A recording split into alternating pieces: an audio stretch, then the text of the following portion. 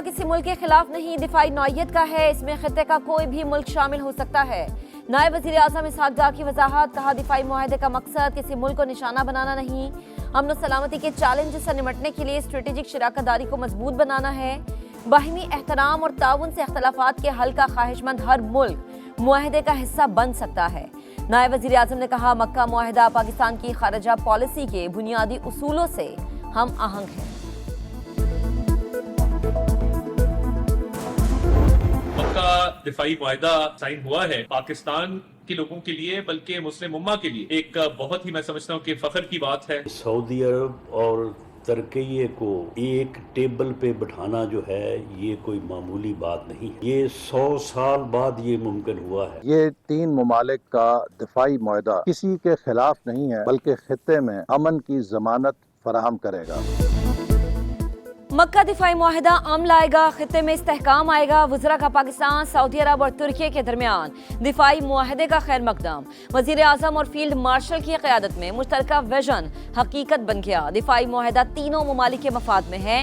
عطا تارڑ کی گفتگو، رانا ثناءاللہ نے مکہ کی مقدس زمین پر تاریخی معاہدہ پاکستان کے لیے اعزاز قرار دیا، کہا دفاعی معاہدہ امت مسلمہ کے اتحاد کا باعث بنے گا۔ احسن اقبال کا کہنا تھا کہ معاہدہ کسی کے خلاف نہیں، امن کی ضمانت ہے۔ علی پرویز ملک نے تاریخی معاہدہ امت مسلمہ کے اتحاد کی جانب اہم قرار دیا۔ طارق فضل چودھری نے کہا کہ تینوں ممالک کے تعلقات معاہدے کے بعد مزید مضبوط ہوں گے۔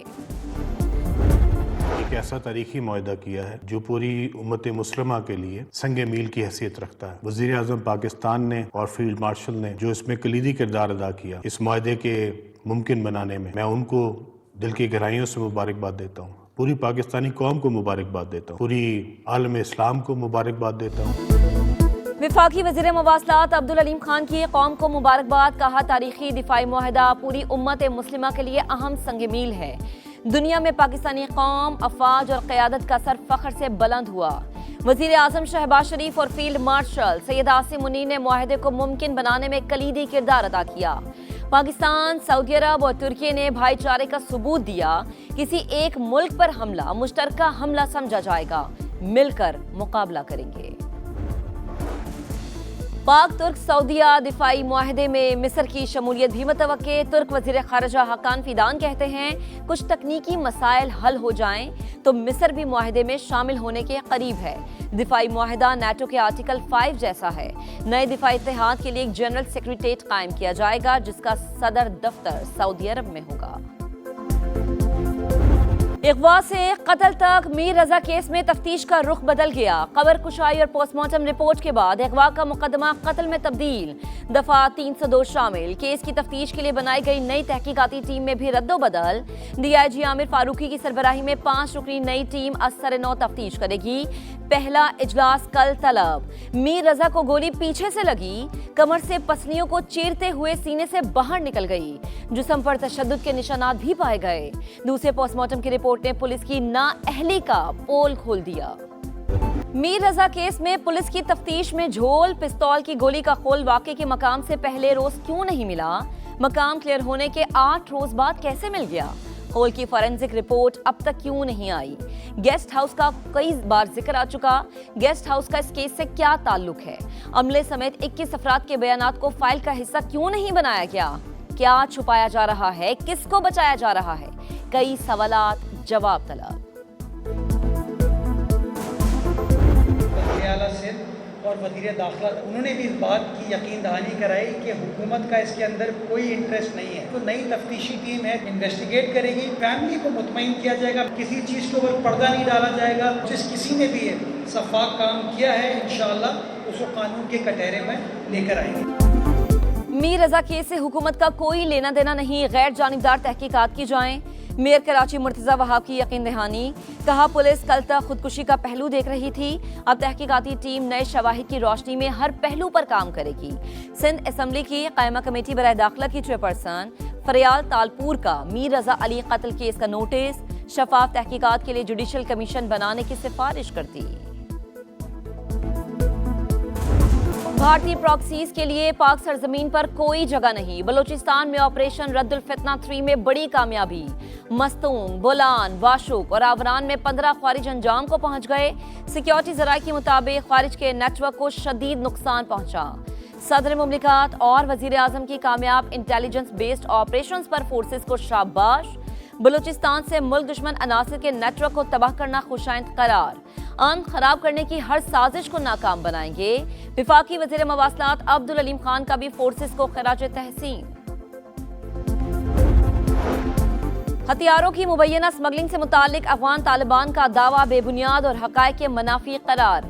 अफगानिस्तान ने अमरीकी इत्तेहादी अफवाज के छोड़े गए फौजी साजो सामान की मालियत का तखमीना 7.2 अरब डॉलर्स है।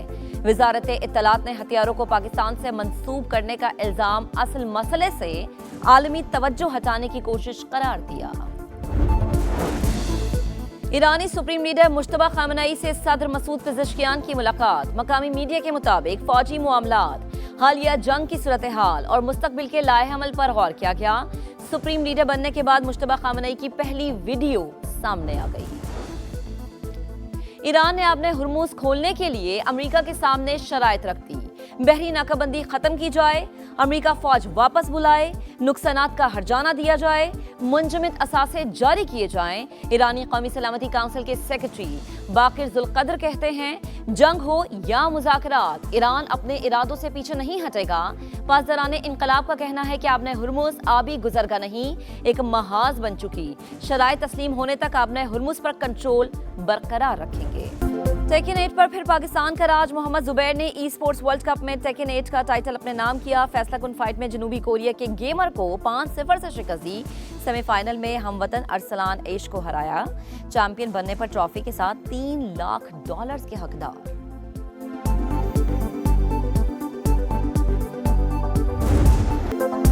कैनेडियन ओपन में एक और अपसेट। अरीना सबालेंका बाहर। बेलारूस की टेनिस स्टार एकटेरिना ने सख्त मुकाबले के बाद शिकस्त दी।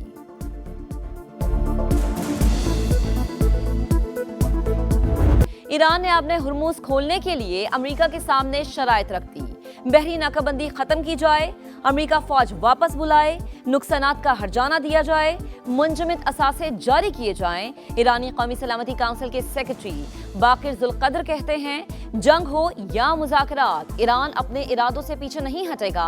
पासदाराने इनकलाब का कहना है कि आपने हुर्मुज आबी गुजरगा नहीं, एक महाज बन चुकी। शराइत तस्लीम होने तक आपने हुर्मुज पर कंट्रोल बरकरार रखेंगे। टेकन 8 पर फिर पाकिस्तान का राज। मोहम्मद जुबैर ने ई स्पोर्ट्स वर्ल्ड कप में टेकन 8 का टाइटल अपने नाम किया। फैसला कुन फाइट में जनूबी कोरिया के गेमर को 5-0 से शिकस्त दी। सेमीफाइनल में हमवतन अरसलान ऐश को हराया। चैंपियन बनने पर ट्रॉफी के साथ $3 लाख के हकदार।